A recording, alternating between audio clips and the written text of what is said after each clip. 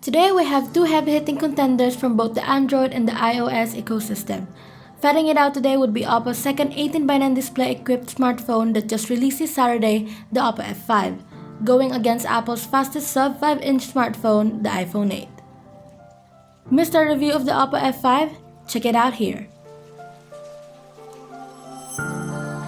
Before we jump to design, let's have a quick peek at their specs. With the iPhone 8 being over twice the price of an F5. Does it equate to such? Right off the bat, just holding both phones in both hands gives the iPhone 8 an automatic win with its more solid and premium feel. With what is basically a combination of plastic and metal for its unibody build, the F5 perfectly constitutes a mid-range smartphone, adapting the mainstream rear-position fingerprint scanner. As with most 18:9 display-equipped phones, the OPPO F5 does a bit more on ergonomics. Buttons do meet in the same spectrum for these two, being satisfying to click on all. And off the front, with the so-called full-screen display of the F5, any physical button is absent, as opposed to iPhone 8's 3D Touch Home button. While as similarities go, both do have protruding rear cameras at the same spot with their supporting LED flashes. As for trays, the F5 can accommodate two SIMs and a microSD at the same time, while the iPhone 8 can only hold a single nano SIM. Going with the numbers, the F5's 18:9 display looks sharper, crisper, and is obviously larger. Viewing experience may vary considering the colors do look similar with the LED backlit IPS panel on the iPhone 8.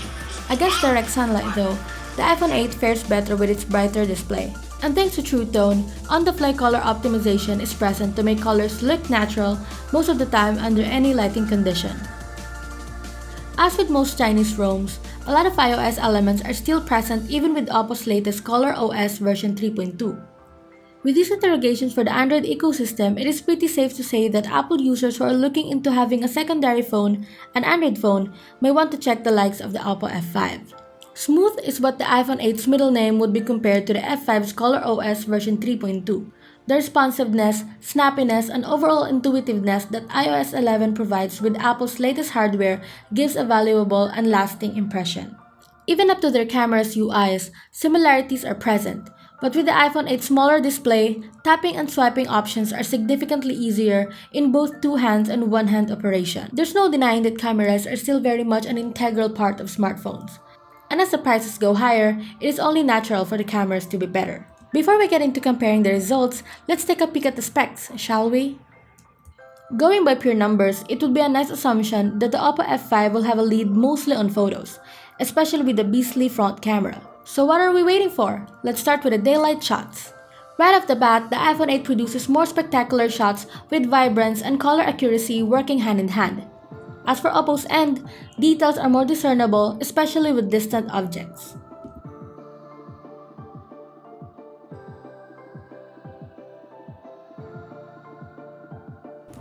After sunset, both still perform admiringly. As with Apple's iconic no noise reduction setup, shots in the evening are noisy. On the plus side, this allows the iPhone 8 to produce sharper details. The F5's f-stop 1.8 rear camera doesn't let up by providing sufficient lighting and better contrast.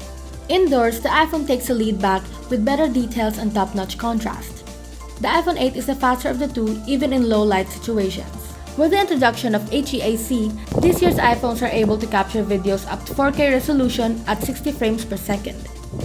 This translates into smoother videos coupled with EAS. The F5's 1080p output is, needless to say, subpar at most. Shaky footage and poor live AF just elevates the iPhone's ranking further. Moving to the front camera, here's where the F5 shines. With Apple's in-house AI, the user's face is analyzed, memorized, then beautified naturally for the best view possible. The iPhone puts up a fight but with severely over-detailed outputs. Since the OPPO F5 that we have is not the retail version, benchmarks that require an internet connection either run poorly or do not even initiate due to manufacturer restrictions. This ended up in a WYSIWYG situation and can be felt thoroughly in highly intensive games or just in daily usage. The iPhone 8 is in a different league of its own considering its flagship specs. With what we got for the battery stats, it isn't surprising that the F5 holds the lead in our battery testing suite. What's surprising is despite the iPhone 8's significantly smaller capacity, hands down to iPhone 8's stereo setup. Even at max volume, the stereo separation works well to not drown out any frequency group. So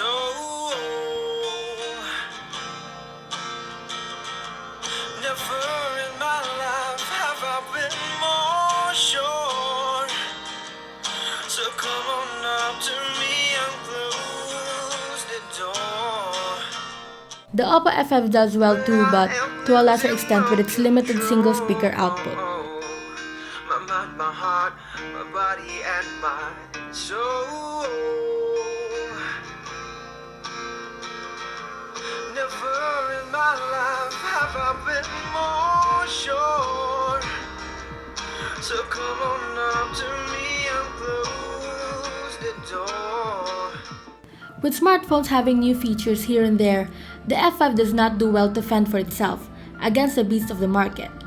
Sufficient to say, if you're in the market for one of the best selfie cameras and 18:9 displays, the OPPO F5 is never going to be a bad choice for this year's lineup. This has been Rain of Manila Shaker. Thank you for watching.